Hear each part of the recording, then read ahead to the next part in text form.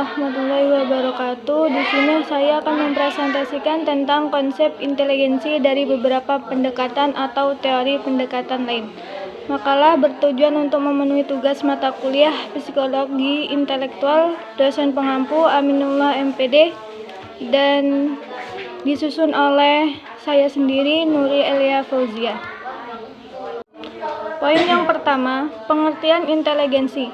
Dalam memecahkan masalah, apakah cepat atau lambat, faktor yang turut menentukan adalah faktor inteligensi dari individu yang bersangkutan. Berbicara mengenai inteligensi, biasanya memang dikaitkan dengan kemampuan untuk pemecahan masalah, kemampuan untuk belajar, ataupun kemampuan untuk berpikir abstrak. Perkataan inteligensi dari kata Latin intelligere yang berarti mengorganisasikan, menghubungkan atau menyatukan satu dengan yang lain, atau to organize, to relate, to bind together. Istilah inteligensi kadang-kadang atau justru sering memberikan pengertian yang salah, yang memandang inteligensi sebagai kemampuan yang mengandung kemampuan tunggal, padahal menurut para ahli, inteligensi mengandung bermacam-macam kemampuan. Namun demikian, pengertian inteligensi itu sendiri memberikan berbagai macam arti bagi para ahli. Poin yang kedua, pendekatan tentang inteligensi. Maloney dan Ward 1976 mengemukakan 4 pendekatan umum, yaitu yang pertama, pendekatan teori belajar. Inti pendekatan ini mengenai masalah hakikat inteligensi, terletak pada pemahaman mengenai hukum-hukum dan prinsip umum yang dipergunakan individu untuk memperoleh bentuk-bentuk perilaku baru. Yang kedua, pendekatan neurobiologis. Pendekatan ini beranggapan bahwa inteligensi memiliki dasar anatomis dan biologis.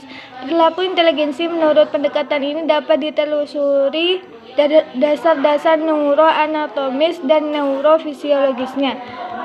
Yang ketiga, pendekatan psikomotorik. Pendekatan ini beranggapan bahwa inteligensi merupakan suatu konstruk atau sifat psikologis yang berbeda-beda kadarnya bagi setiap dua arah studi, yaitu yang A bersifat praktis yang menekankan pada pemecahan masalah, yang B bersifat teoritis yang menekankan pada konsep dan penyusunan teori.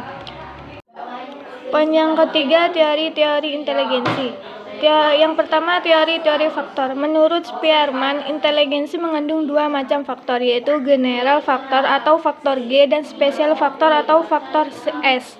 Karena itu, teori Spearman dikenal sebagai teori Dwi-faktor atau two-factor theory. General faktor selalu didapati dalam setiap performance, sedangkan special faktor adalah merupakan faktor yang bersifat khusus, yaitu mengenai bidang-bidang tertentu. Poin yang keempat, faktor-faktor yang mempengaruhi inteligensi. Faktor-faktor yang dapat mempengaruhi inteligensi antara lain. Yang pertama, pembawaan. Pembawaan ditentukan oleh sifat-sifat dan ciri-ciri yang dibawa sejak lahir. Batas kesanggupan kita, yakni dapat tidaknya memecahkan suatu soal, pertama-tama ditentukan oleh pembawaan kita. Orang itu ada yang pintar dan ada yang kurang pintar. Meskipun menerima latihan dan pelajaran yang sama, perbedaan itu masih tetap ada. Poin yang terakhir, implementasi dalam kehidupan dan pendidikan. Dalam kenyataannya, sebenarnya sulit untuk menentukannya bagaimana korelasi inteligensi seseorang dan kehidupannya.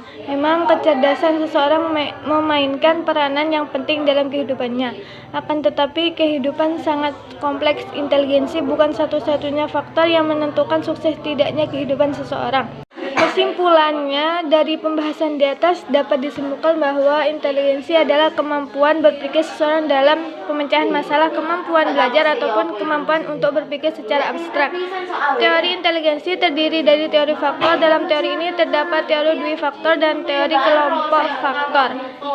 Terus faktor-faktor yang mempengaruhi inteligensi adalah faktor pembawaan, kematangan, minat, dan pembawaan yang khas dan kebebasan. Dalam kehidupan, kecerdasan seseorang memegang peranan yang sangat penting, tetapi inteligensi bukan merupakan satu-satunya faktor yang menentukan sukses atau tidaknya seseorang.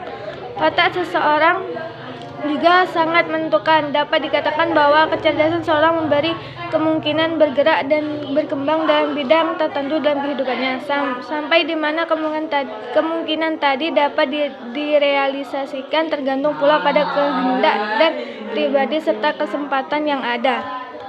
Sekian presentasi dari saya. Wassalamualaikum warahmatullahi wabarakatuh.